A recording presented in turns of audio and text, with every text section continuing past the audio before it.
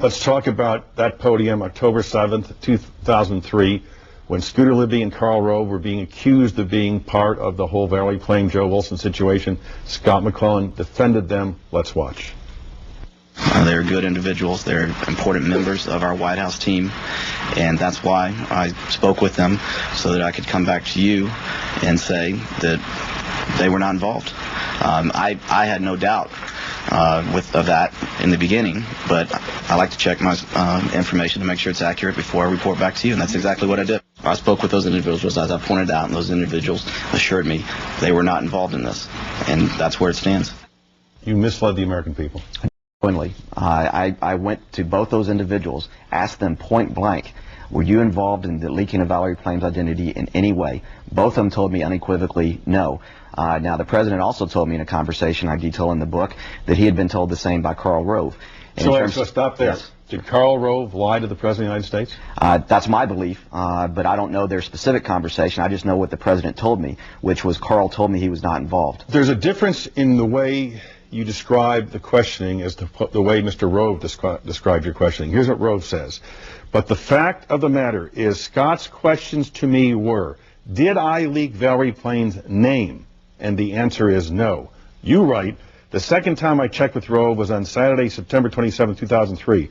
I asked Karl an unambiguous, unqualified, catch-all question. Were you involved in this in any way? I was certainly referring to the leaking of Valerie Plame's identity, information that was believed to be classified to any reporter. Karl replied categorically, quote, no, look, I didn't even know about his wife. One of you is not telling the truth. Well, Karl had also said something very similar to, I think it was CNN and ABC, when he was asked about questions. Were you involved in this? He said, I did not know her name. I did not leak her name. It's pretty disingenuous. I think most people, most objective observers realize that now. He still maintains he wasn't involved in the leaking of her name, yet most objective observers say, yes, he was. He talked to two reporters about her identity, Matt Cooper and Robert Novak. Apparently he was the second confirming source. But let me mention this. That question, when I said, were you involved in this in any way, and he categorically said no. That is absolutely true. It is what I said under oath to the grand jury. It is what I told investigators. And secondly, that is the same question I asked Scooter Libby, very same question I asked Scooter Libby, because the chief of staff, Andy Card, came to me shortly after that Saturday after the week, said the president and vice president spoke this morning. They want you to give the same assurances for Scooter Libby that you gave for Karl Rove, basically exonerating him publicly. I said, I will do that only if I'm given the same assurances by Scooter. And I called him, got him on the phone, said, were you involved in this in any way? No, absolutely not.